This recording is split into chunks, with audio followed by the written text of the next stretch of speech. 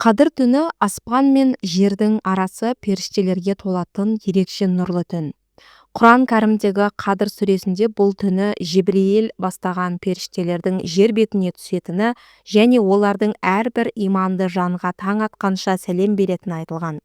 Қадір түні түсетін періштелер 4 адамға сәлем берілмейді. Олар қандай адамдар? Періштелердің бұл адамдарға сәлем бермеуі олардың істеген істерінің ауырлығынан және рухани тазалықтың жоқтығынан. Біріншісі маскүнемдікке салынған адам, яғни арақ ішетін адамдар.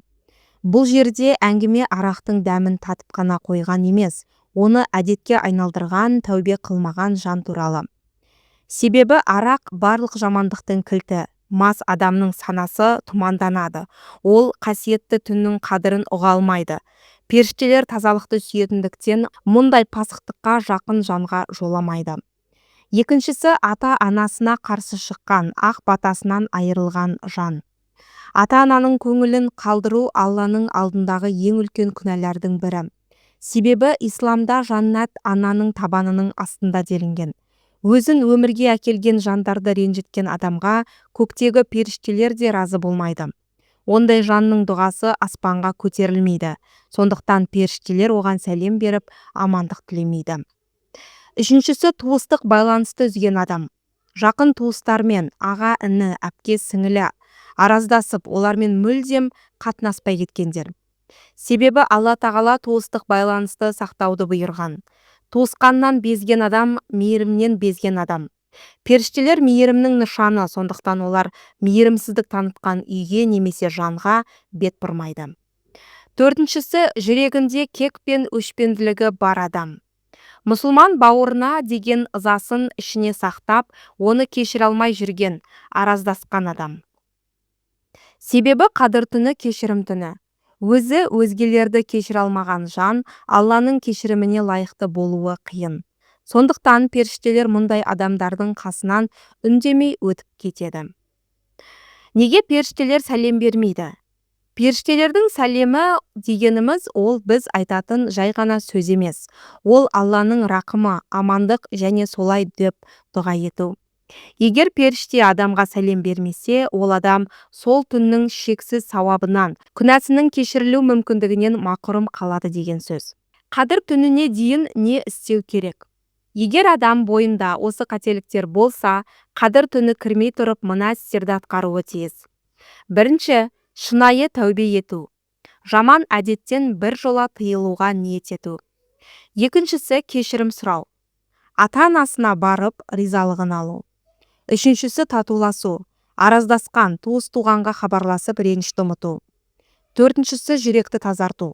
Кек сақтаған адамды Алла разылығы үшін кешіру.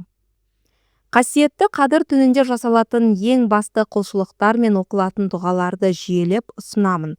Бұл түн тағдырлар шешілетін, күнәлар кешірілетін мүмкіндік. Ең басты дұға Айша анамыз пайғамбарымыздан: «Уа Алланың елшісі, егер Қадір түніне жетсем, не айтуым керек?» деп сұрағанда, ол мына дұғаны үйреткен. «Уа Аллам, расында сен кешірімдісің, кешіруді жақсы көресің, мені де кешіре көр». Бұл түнді ұйқысыз құлшылықпен өткізудің үлкен сауабы бар. Мына қадамдарды орындауға болады. Біріншісі, тазалық пен ниет. Түн басталмай тұрып, ғұсыл алып, хош иіс сеуіп, ең жақсы киімдерді киіп, жүректі жаман ойлардан тазарту. Екіншісі, намаз оқу. Мүмкіндігінше нәпіл намаздар, тахаджуд намазын оқу. Сондай-ақ қаза намаздарыңыз болса, соларды өтеуде абзал. Үшіншісі, Құран оқу. Құранның қазақша мағынасын түсініп оқу, немесе білетін сүрелеріңізді қайталау. Төртіншісі, тәсбих пен зікір.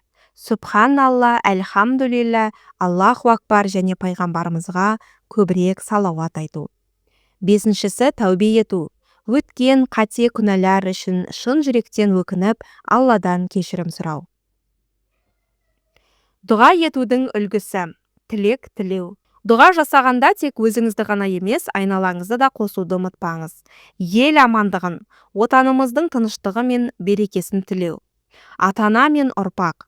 Ата-ананың денсаулығын, ұрпақтың саналы әрі иманды болуын сұрау.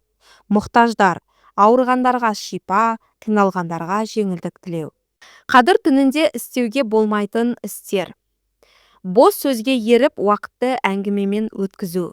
Дастархан мәзіріне тым қатты көңіл бөліп, ішіп жеумен айналысу. Ұрыс керіс, өкпе ренішке жол беру. Ұялы телефонда, әлеуметтік желілерде мақсатсыз отыру. Барлығының мазалайтын сұрағы, қадір түнінде ұйықтамау шарт па? Жоқ, қадір түнінде мүлдем ұйықтамау міндетті шарт емес. Бұл түні ұйықтап қалған адам күнәһар болмайды. Дегенмен бұл түннің маңызы мен ерекшелігін ескере отырып, мына жайттарды білгеніңіз жөн. Ең бастысы құлшылықтың сапасы. Қадір түнінің мақсаты жай ғана ұйқысыз отыру емес, сол уақытты ғибадатпен өткізу, намаз оқып, Құран оқып, дұға ету, тәубе ету. Егер адам түні бойы ұйықтамай, бірақ бос сөзбен немесе пайдасыз іспен айналысса, оның сауабы аз болады. Егер қатты шаршасаңыз немесе жұмысыңыз болса, егер сіздің денсаулығыңыз көтермесе немесе келесі күні жауапты жұмысыңыз, мысалы кезекшілік, ота жасау немесе жол жүру болса, мынадай нұсқаларды таңдауға болады. Біраз демалып, түннің бір бөлігінде ұйықтап, күш жинап алып, сәресіге жақын қалған ең берекелі уақытта оянып, дұға жасауға болады. Күндіз ұйықтау. Қадір түніне дайындық ретінде күндіз 1-2 сағат ұйықтап алсаңыз, түнде сергек отыру жеңілірек болады. Түннің қай бөлігі маңызды? Ислам ғұламалары түннің соңғы 3-ші бөлігін ең қасиетті уақыт деп санайды, яғни таң намазына дейінгі уақытты. Сондықтан, егер түні бойы ояу отыра алмасаңыз, ең болмаса осы уақытта ояу болып, тілек тілеген абзал. Егер денсаулығыңыз бен жағдайыңыз келсе, ұйықтамай құлшылық еткеніңіз жақсы. Егер ұйқыңыз келсе, немесе денсаулығыңыз сыр берсе, демалып алып, оянған соң дұға етуге рұқсат.